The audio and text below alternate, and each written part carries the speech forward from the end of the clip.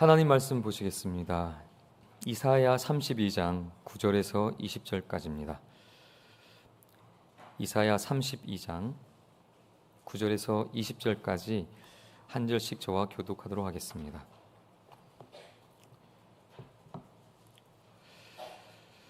이사야 32장 9절에서 20절까지입니다. 제가 먼저 읽도록 하겠습니다. 너희 안일한 여인들아, 일어나 내 목소리를 들을지어다. 너희 염려 없는 딸들아, 내 말에 귀를 기울일지어다.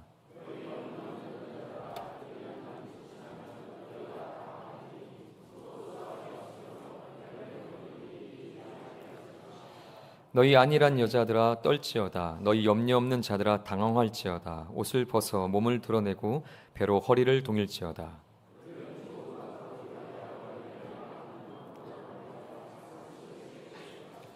내 백성의 땅에 가시와 찔레가 나며 희락의 성읍 기뻐하는 모든 집에 나리니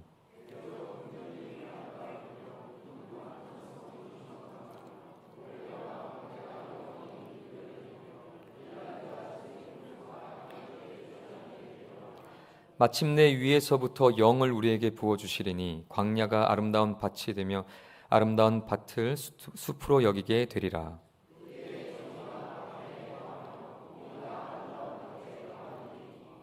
공의의 열매는 화평이요 공의의 결과는 영원한 평안과 안전이라.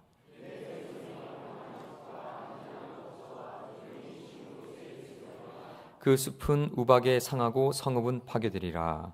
모든 물가에 씨를 뿌리고 소와 나귀를 그리로 모는 너희는 복이 있느니라. 아멘. 내 목소리를 들을지어다 라는 제목으로 하나님 말씀을 함께 나누겠습니다. 우리 함께 옆 사람과 인사할까요? 한 해 동안 수고하셨습니다. 한 해 동안 정말 수고 많으셨습니다. 오늘 이렇게 오후 예배, 마지막 주일 예배를 제가 인도하게 돼서 상당히 부담스럽습니다. 그래서 평소보다 조금 더 어떤 말씀을 전해야 될까 새벽 기도할 때도 고민을 했는데요. 오늘 조금 무거울 수도 있는 얘기고 또한 성경도 여러 곳을 볼 것이라서 재직회도 있는데 어떡할까 하다가요. 새벽 기도 때 그래도 주신 감동이 있기에 그냥 전하기로 했습니다. 오늘 마음을 여시고 주님의 말씀에 귀를 기울이시면 은혜가 될 줄 믿습니다. 한 가지 염려스러운 부분은 오늘 제목을 보시고 목사님이 지금 자기 목소리를 들으라고 지금 하는 건가? 제목이 내 목소리를 들을지어다인데요. 제 목소리는 아니고 하나님의 목소리입니다. 오늘 주님의 음성에 귀를 기울이시는 그런 축복이 있기를 주님의 이름으로 축복합니다. 2010년 11월 23일 오후 2시 34분 무슨 일이 있었을까요? 연평도에 폭격이 있었습니다. 북한에서 연평도를 향해서 폭격을 했는데요. 그때 민간인 사상자도 있었습니다. 2명이 사망하고 3명이 부상을 당했고요. 1,700명이 주민이 대피를 했습니다. 그리고 상가 건물이 붕괴되고 곳곳에서 화재가 일어났었습니다. 아마 다들 기억하실 겁니다. 저도 그때 뉴스를 보고 상당히 놀랐었는데요.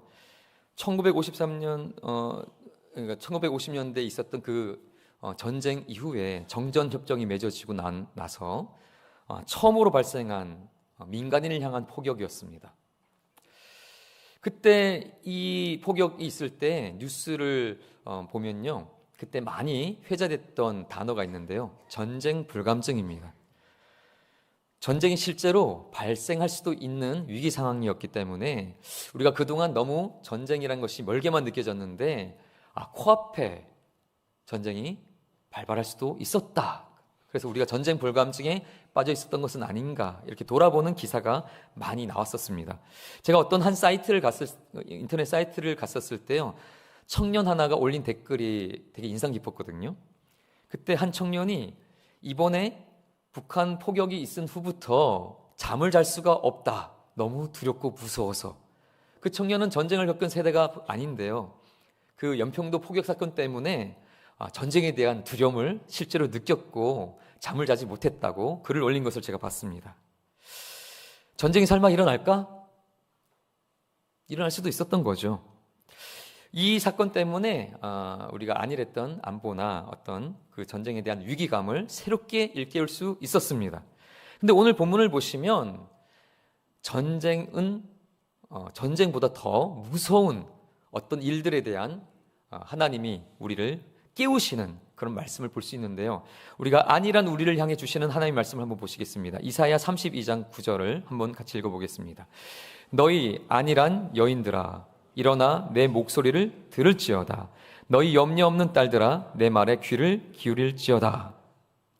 여기 보면 안일하게 살아가고 있는 하나님의 백성, 여기는 이스라엘일 텐데요. 이스라엘 향해서 하나님께서 일어나서 내 목소리를 좀 들으라. 내 말에 귀를 좀 기울여 봐라. 이렇게 하나님께서 강력하게 요청하고 계십니다.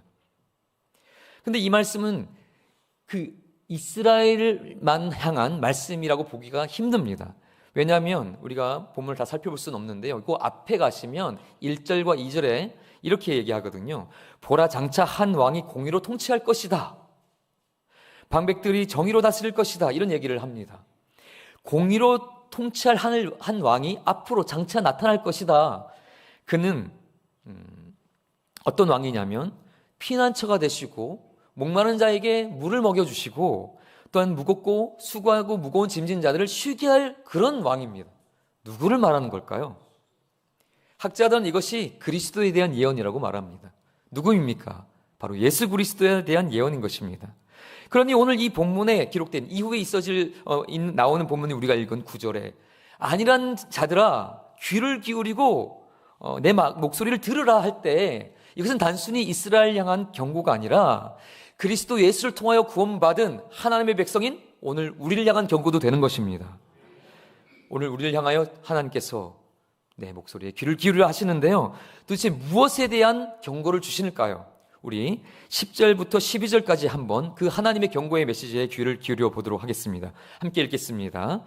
너희 염려 없는 여자들아 1년 남짓 지나면 너희가 당황하리니 포도 수확이 없으며 열매 거두는 일이 이르지 않을 것임이라. 너희 안일한 여자들아 떨지어다. 너희 염려 없는 자들아 당황할지어다. 옷을 벗어 몸을 드러내고 배로 허리를 동일지어다. 그들은 좋은 밭으로 인하여 열매 많은 포도나무로 인하여 가슴을 치게 될 것이니라. 아멘. 여기 보면 1년 남짓 지나면 1년이 지나면 보통 열매를 거두게 되잖아요. 추수할 때가 오거든요. 근데 그때 뭐가 없대요? 포도 열매가 없는 겁니다. 포도 수확이 없을 거다. 열매 거두는 날이 오지 않을 거다. 열매가 없으니까요. 그래서 이것이 하나님이 우리에게 주신 경고인 겁니다. 추수 때가 오는데 열매가 없다. 포도나무 열매가 없다. 그런데 다 없는 게 아닙니다. 다른 좋은 밭에는요, 열매가 가득하대요. 많은 열매가 있대요. 다른 밭에는. 근데 너희 밭에는 없다는 겁니다. 그래서 다른 밭에 풍성한 열매를 보면서 너희가 가슴을 치게 될 날이 올 것이다. 이것이 하나님께서 주시는 경고입니다. 여기서 포도 수확의 날은 어떤 날인가요?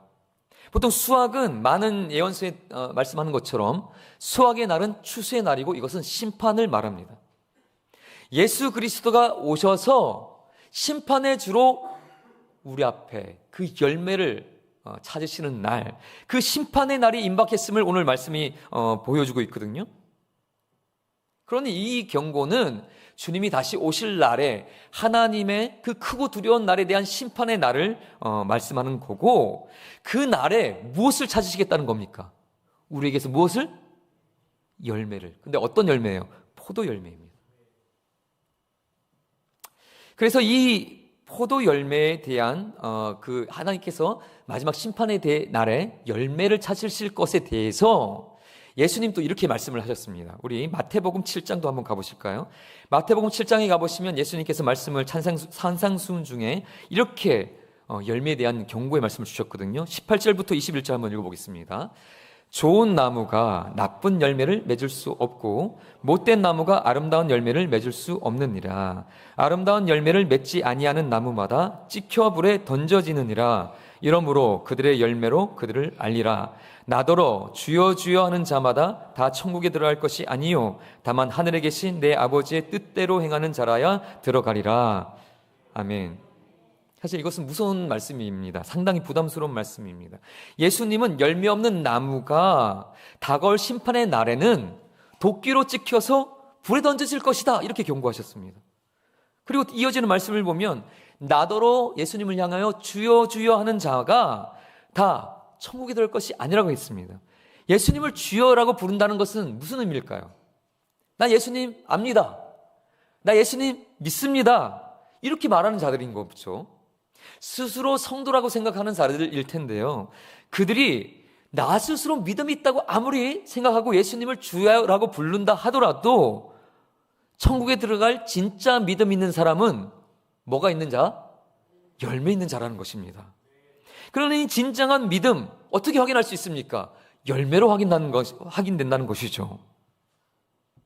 그 열매는 어떻게 여기 말씀에 표현되냐면 그들의 열매로 그들을 알 수 있다. 그들의 믿음이 진짜인지 천국에 합당한 자들이 맞는지 열매를 보고 그 믿음을 확인할 수 있다. 그래서 이것은 상당히 무서운 말씀이 됩니다. 여러분들은 과연 주님이 오실 그 심판의 날에 어떤 모습으로 서게 될까요? 그 심판의 날을 준비하고 계십니까? 말라기 선지자에 따르면 말라기서에는 그 심판의 날을 이렇게 표현합니다. 크고 두려운 여호와의 날. 크고 두려운 날이래요.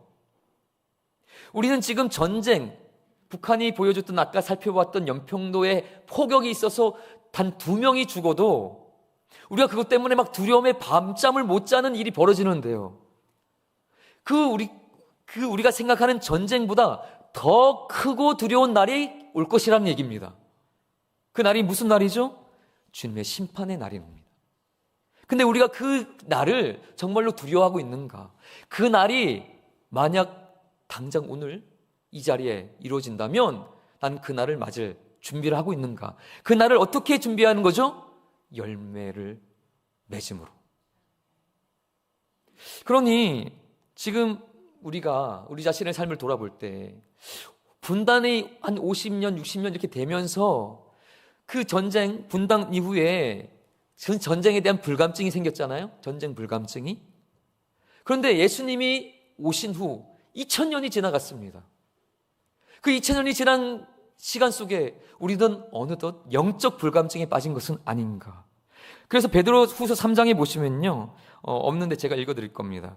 베드로후서 3장에 보시면 종말의 때에 안일하게 살아가는 성도들에게 이렇게 경고하거든요. 먼저 이것을 알지니 말세에 조롱하는 자들이 와서 자기의 정욕을 따라 행하며 조롱하는데 어떻게 조롱하냐면 이르되 주께서 하신다는 약속이 어디 있느냐. 조상들이 잔 후로부터 만물이 처음 창조될 때와 같이 그냥 있다 하니. 말세에 사람들이 조롱한다는 거예요. 뭐라고 조롱하냐면 주님께서 다시 오셔서 심판하신다고 하는데 지금 그때로부터 지금까지 아무런 변화도 없고 주님이 오실 그 기미도 보이지 않지 않냐. 그러니 주님 오신다는 거 다 그냥 헛소리다. 안 와. 그러니 너가 하고 싶은 대로 그냥 살면 되는 거야. 이런 조롱을 한다는 겁니다. 그런데요, 그 이어지는 경고의 말씀이 무섭거든요. 그 이어지는 9절부터 10절 보시면 이렇게 말씀합니다. 주의 약속은 어떤 이들이 더디다고 생각하는 것 같이 더딘 것이 아니다. 오직 주께서는 너희를 대하여 오래 참으사 아무도 멸망하지 아니하고 다 회개하기를 이르기를 원하시느니라. 그러나 주의 날이 도둑같이 오리니. 주님의 날이, 그 심판의 날이 지금까지 안 왔는데요, 2000년 동안 아무런 기미가 없었는데요, 그렇게 생각할 때 도둑같이 닥친다고 경고하고 있는 것입니다. 그러니 우리는 그 주님이 오실 날을 항상 두렵고 떨림으로 준비해야 될 것입니다. 근데 무엇을 구체적으로 준비하냐는 거죠. 무엇을 준비해야 된다고요? 열매를요. 우리가 살펴본 이사야 32장에는 구체적으로 포도나무 열매라고 이야기합니다. 그러면 우리는 한번 점검해 봐야 되지 않겠습니까? 과연 내 삶에는 주님이 오셔서 찾으실 그 포도나무 열매가 준비되고 있는가? 그러니 이제부터 우리가 살펴볼 내용은 그 주님이 찾으시는 그 포도나무 열매는 도대체 무엇을 의미하는가입니다. 우리는 교회에서 열매라는 표현을 여기저기 잘 붙여서 씁니다. 한번 생각해 보세요. 무슨 열매 교회에서 많이 쓰거든요. 당장 생각나시는 것이 여러 가지 있을 겁니다. 예, 누가 말씀하셨는데 전도의 열매 아주 대표적이죠. 기쁨의 열매, 감사의 열매, 뭐 이런 열매들을 이렇게 쭉 붙입니다. 이곳에 젊은 청년도 있기 때문에 젊은 청년들은 제가 하는 얘기를 알겠지만 아이들이 아주 좋아하는 만화 중에 원피스라는 것이 있어요. 그게 뭔가 하시겠는데 거기 보면 능력자들이 나오는데요. 무슨 어떤 열매를 먹으면 능력이 생깁니다. 그래서 주인공이 고무고무 열매라는 것을 먹거든요. 고무고무 열매라는 것을 먹습니다. 무슨 열매를 붙이면 다 능력입니다. 고무고무 열매는 무슨 능력이 생길까요? 고무 능력이 생깁니다. 그래서 팔을 휘두르면 팔이 쭉 늘어나요. 그래서 여기서 제가 조는 분 있으면 고무고무 열매에서 쭉 해서 머리를 툭 건드릴 수 있습니다. 그럼 얼른 깨시겠죠. 저도 아주 필요한 능력 같거든요. 근데 아직은 좀 필요 없는 것 같지만 무슨 열매를 자주 써서 붙이는데요. 여기서 주님이 말씀하는 그 열매가 전도의 열매를 의미하는 걸까? 근데 이것이 전도의 열매, 물론 좋습니다. 전도 열심히 해야 되고 그 열매를 맺어야 될 텐데 오늘 그것을 전도의 열매라고 한다면 상당히 어려워지는 것이 전도 안 하면 예수님께서 찍어 불에 던지겠다. 나 전도 못했는데. 그렇게 받아들이기엔 좀 어렵죠. 그래서 오늘 이 말씀이 우리를 찾으시는 열매가 무슨 열매인지를 좀 더 면밀하게 살펴볼 필요가 있겠습니다. 그 힌트를 어디서 찾을 수 있겠냐면 마태복음 3장의 침례 요한을 통해서 살펴볼 수 있습니다. 우리 마태복음 3장에 가보시면 우리 7장에서 마태복음 7장에서 예수님께서 말씀하신 그것과 유사한 말씀을 침례 요한이 말씀해 줍니다. 읽어보겠습니다. 우리 7절부터 10절까지 함께 읽겠습니다. 요한이 많은 바리새인들과 사두개인들이 침례 베푸는 대로 오는 것을 보고 이르되 독사의 자식들아 누가 너희를 가르쳐 임박한 진노를 피하라 하더냐. 그러므로 회개에 합당한 열매를 맺고 속으로 아브라함이 우리 조상이라고 생각하지 말라. 내가 너에게 이르노니 하나님이 능히 이 돌들로도 아브라함의 자손이 되게 하시리라. 이미 도끼가 나무 뿌리에 놓였으니 좋은 열매를 맺지 아니하는 나무마다 찍혀 불에 던져지리라. 아멘. 여기 보면 예수님께서 말씀하신 그 열매 맺지 못하는 나무는 찍혀 버려진다. 그 침례 요한이 먼저 말씀한 겁니다. 그때 이 열매가 무엇이라고 했죠? 우리 앞에 보시면 8절에 회개에 합당한 열매입니다. 이 열매란 주님이 찾으실 열매는 회개에 합당한 열매구나. 여기까지는 알게 되었습니다. 근데 회개에 합당한 열매, 뭘 회개한다는 걸까요? 회개, 돌이켜서 하지 못했던 그거를 한다는 거거든요. 도대체 뭘 못했는데 뭘 다시 한다는 걸까요? 여기 침례 요한이 이 말씀을 누구한테 주냐면 바리새인과 서기관들을 향해서 선포하는 거거든요. 근데 바리새인과 서기관들이 열심히 뭘 지키려고 했습니까? 율법을 지키려고 했거든요. 그래서 이 말씀이 뭘 회개해야 된다는 걸까? 하나님이 주신 율법을 지금까지 잘 지키지 못했는데 이스라엘이 계속 지키지 못했죠. 그래서 하나님께서 책망받잖아요. 잘 지키지 못했던 그 613가지의 율법을 이제는 회개하고 잘 지켜라. 그걸 말하는 것일까요? 그렇게 얘기하면 좀 어렵겠죠. 목사님, 그러면 613가지 율법을 열심히 지켜서 그래서 열매를 맺어서 천국 간다면 그게 바리새인이 얘기하는 것과 뭐가 다릅니까? 그건 좀 이상한데요? 맞습니다. 그런데요, 율법에 613가지라는 데는 율법을 예수님께서 다 지키라는 것은 분명히 아닙니다. 왜냐하면 예수님도 가늠한 여자가 나타났을 때 어떻게 했죠? 율법대로라면 돌로 쳐서 죽여야겠지만 용서해 주거든요. 안식일에 일을 하면 안 되는데 안식일에 병자를 고치시거든요. 그러니까 613가지 율법을 그대로 지키신 것은 아닙니다. 근데요, 오늘 말씀을 보면 613가지의 율법을 다 지키는 것은 분명히 아닌데 오늘 말씀은 분명히 하나님의 그 율법을 지켜야 된다. 지키지 못했던 것을 회개하고 지켜라 이렇게 말씀하는 겁니다. 그럼 뭔가 안 맞잖아요? 여기에 예수님의 깊은 율법에 대한 통찰이 있는 겁니다. 예수님은 그 가늠한 여자를 돌로 쳐 죽여야 되는 그 여자를 용서해 주시면서 그냥 이제부터 뭐 아무렇게나 살아도 돼가 아니라 뭐라고 덧붙이죠? 가서 다시는 죄를 짓지 말라고 하시죠. 예수님께서는 그냥 무작정 용서한 것이 아니라 죄를 지으면 되지 않는다라고 경고하시면서 그를 용서합니다. 왜 이렇게 할까요? 율법에 따르면 돌로 쳐 죽여야 되잖아요, 가늠한 여자는. 안식일은 왜 일하지 말아야 되는데 병자를 고쳐줄까요? 예수님께서 이렇게 율법을 어기는 것처럼 보이지만 사실은 이 예수님의 행동의 배경에는 무엇이 있냐면 율법을 이해하는 예수님의 통찰이 있는데요. 율법의 핵심이 뭘까요? 613가지의 그 율법을 기계적으로 지키는 것보다 더 중요한 것이 뭘까요? 율법에 중한 바, 더 중요한 것. 예수님께서 그 율법의 그 중한 것을 어떻게 찾아내시냐면 율법 613가지나 되는데 하나님께서 이것을 모아서 엑기스만 모아서 몇 가지로 정리해 주셨죠? 10가지. 그것을 뭐라 그럽니까? 10계명. 그래서 10계명은 율법 전체가 들어가 있습니다. 근데 10계명은 다시 두 가지로 압축되죠. 1계명부터 4계명까지는 뭐에 대한? 하나님에 대한 건데 하나님을 사랑하라는 계명입니다. 우상 숭배하지 마. 왜? 질투하는 하나님이시니까요. 하나님을 사랑한다면 우상 숭배하지 마. 그래서 1에서 4계명은 하나님의 사랑에 대한 법이고요. 5계명부터 10계명까지는요. 이웃에 대한 형제 사랑의 법이 바로 10계명에 압축되어 있습니다. 그리고 이 하나님 사랑과 형제 사랑의 법은 다시 하나로 모으면 무슨 법이 되죠? 사랑의 법이 되는 겁니다. 그러니 율법은 하나로 정리해서 무슨 법입니까? 사랑의 법입니다. 하나님께서 우리에게 사랑의 법으로 율법을 주신 겁니다. 그러니 가늠한 여인이 나타났을 때 그 가늠한 것은 분명히 죄죠. 그런데 그를 그냥 무조건 기계적으로 돌로 쳐 죽이는 것이 사랑의 법일까요?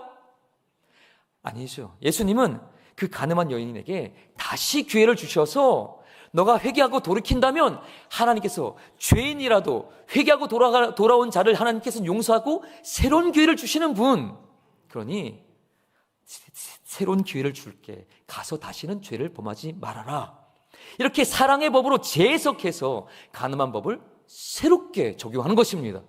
안식일법도 기계적으로 지키는 것이 아니라 안식일법을 왜 주시는 거죠? 주인들은 일주일 내내 쉴 수 있습니다. 근데 종들, 일꾼들은 안식일을 주지 않으면 일주일 내내 일하다가 병들어 죽는 겁니다. 그래서 단 하루만이라도 그들을 쉬게 하기 위하여 사람을 위하여 주셨다고 말씀합니다. 사랑의 법인 거죠. 기계적으로 지킬 법이 아니라 사랑의 정신에 따라 그 법을 재해석해야 되는 거죠. 그러니 오늘 침례 요한도 예수님도 무엇을 말씀합니까? 회개할 때 무엇을 회개하는 거죠? 하나님의 그 사랑의 법에 입각하여 우리가 그 사랑의 법을 지키지 않은 것을 회개하고 이제 그 사랑의 법에 입각하여 하나님의 말씀에 순종하며 살 것을 명령하는 것입니다.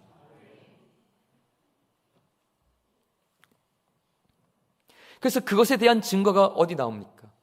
요한복음 15장에 가보시면 우리가 잘 아는 예수님께서 나는 포도나무요 너희는 가진이라는 유명한 비유 말씀이 나오잖아요. 거기 보면 예수님이 포도나무인데 우리가 가지로 접붙임 당해서 뭘 맺을까요? 열매 맺는데 무슨 열매요? 포도 열매를 맺겠죠. 예수님이 포도나무니까. 포도 열매를 맺는데 그 뒤에 가보시면요 놀라운 말씀이 나오는데요. 그 우리가 맺어야 될 그 포도 열매가 무슨 열매냐면 형제 사랑의 열매라고 나옵니다. 또 요한 1서를 가보시면 더 분명한 증거들이 나옵니다. 우리 요한 1서 4장 16절부터 21절 보시면 주님이 심판의 날에 우리에게 찾으실 그 열매가 무엇인지 구체적으로 언급되어 있습니다. 우리 길지만 쭉 읽어보겠습니다. 16절부터 하나님이 우리를 사랑하시는 사랑을 우리가 알고 믿었노니 하나님은 사랑이시라. 사랑 안에 거하는 자는 하나님 안에 거하고 하나님도 그의 안에 거하시느니라. 이로써 사랑이 우리에게 온전히 이루어진 것은 우리로 심판 날에 담대함을 가지게 하려 함이니 주께서 그러하심과 같이 우리도 이 세상에서 그러하니라. 사랑 안에 두려움이 없고 온전한 사랑이 두려움을 내쫓나니 두려움에는 형벌이 있음이라. 두려워하는 자는 사랑 안에서 온전히 이루지 못하였느니라. 우리가 사랑함은 그가 먼저 우리를 사랑하셨음이라. 누구든지 하나님을 사랑하노라 하고 그 형제를 미워하면 이는 거짓말하는 자니 보는 바 그 형제를 사랑하지 아니하는 자는 보지 못하는 바 하나님을 사랑할 수 없느니라. 우리가 이 계명을 주께 받았나니 하나님을 사랑하는 자는 또한 그 형제를 사랑할지니라. 아멘. 저는 이 말씀이 아주 중요한 말씀이라고 생각하는데요. 우리로 심판날에 담대함을 갖는다는 게 무슨 의미일까요? 심판의 때에 죄인으로 내가 찍혀져 버려질 것이 아니라 그 하나님의 백성으로 인정받고 그 믿음을 인정받는 것, 무엇을 온전히 이룰 때요? 사랑을 온전히 이룰 때요. 목사님 믿음 아닙니까? 맞죠? 믿음으로 구원 받습니다. 근데 우리가 믿는 그 믿음의 본질이 뭡니까? 십자가잖아요. 예수님이 우리를 위하여 그 십자가를 지신 것, 하나님이 자기 외아들을 그 십자가에 내어주신 것, 그거잖아요. 근데 로마서 5장에 가보시면 그 십자가를 뭐라고 표현하냐면 하나님이 우리를 향한 사랑을 확정하셨다. 어디서요? 십자가에서. 그러니 십자가를 믿는 그 믿음은 하나님의 사랑을 믿는 것입니다. 그러니 그 사랑의 십자가, 그 복음이 우리 안에 씨앗으로 심긴 것입니다. 그 씨앗이, 그 복음의 씨앗, 사랑의 십자가의 복음의 씨앗이 제대로 심겨져 자라서 열매를 맺었다면 무슨 열매를 맺는 겁니까? 사랑의 열매를 맺는 거죠. 십자가 사랑이 심겨져서 자라나서 그 사랑의 열매를 맺어 형제의 사랑으로 나타나는 것입니다. 그런 오늘 말씀에 심판날의 담대함을 가질 때 그 심겨진 사랑의 십자가의 씨앗이 자라나 너희 안에서 형제 사랑으로 완성되면 담대할 수 있다. 그래서 마지막 권면이 뭡니까? 하나님을 사랑하는 자는 또한 그 형제를 사랑할지니라 라고 권면하죠. 우리가 말씀을 너무 많이 봐서 좀 힘드실 수 있겠지만 이제 거의 다다랐습니다. 우리 말씀을 하나 더 볼 텐데요. 베드로후서 1장을 가보시면 여기도 아주 중요한 말씀들이 있습니다. 우리 베드로후서 1장 5절에서 7절도 한번 보실까요? 읽겠습니다. 그러므로 너희가 더욱 힘써 너희 믿음의 덕을, 덕의 지식을, 지식의 절제를, 절제의 인내를, 인내의 경건을, 경건의 형제 우애를, 형제 우애의 사랑을 더하라. 아멘. 여기 보면 믿음으로 시작하죠. 성도는 믿음으로 시작하는 겁니다. 근데 하나님께서 어떻게 자라게 하시죠? 보세요. 믿음에 그냥 주여 믿습니다의 사람이 이제 그 안에 성품이 변화됩니다. 덕, 인격이 바뀌어서 가죠. 예수 그리스도를 닮은 인격으로 변화되고 그 지식이 넘치게 되고 지식에 절제하는 것들이 생기며 절제에서 인내. 근데 보세요. 절제와 인내로 가면서 뭔가 연상될 수 있어야 될 텐데 고린도전서 13장에 가보시면 사랑에 대해서 많은 얘기를 할 때 인내라는 얘기들이 나오죠. 사랑은 오래 참고라는 얘기들이 있죠.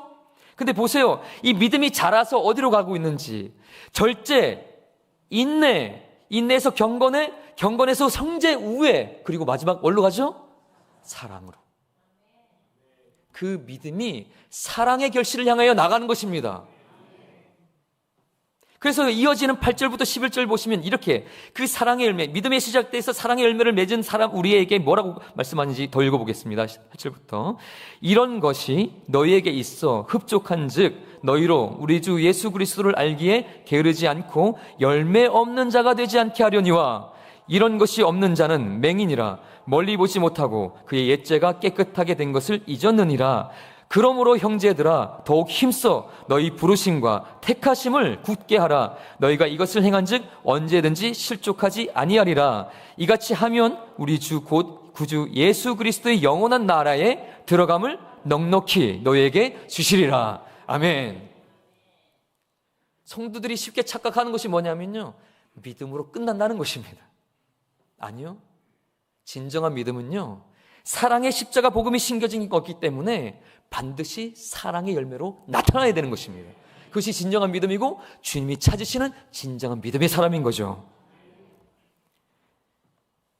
이제 거의 말씀을 마치겠습니다. 여러분, 벌써 이번 주가 한 해의 마지막 주간입니다. 그리고 오늘은 이 시간은 마지막 오부 예배입니다. 그리고 이틀 뒤에는 한 해의 마지막 날이 되고요, 송구행신을 예배를 드리면 이제 새해가 됩니다. 이처럼 한 해도 끝이 와요. 언제 끝이 오냐 했는데 한 해도 마지막 날이 오거든요. 마찬가지죠. 심판의 날이 언제 올까? 심판의 날이 반드시 옵니다. 그 마지막 심판의 날에는 그 주님의 무서운 심판대가 기다리고 있습니다.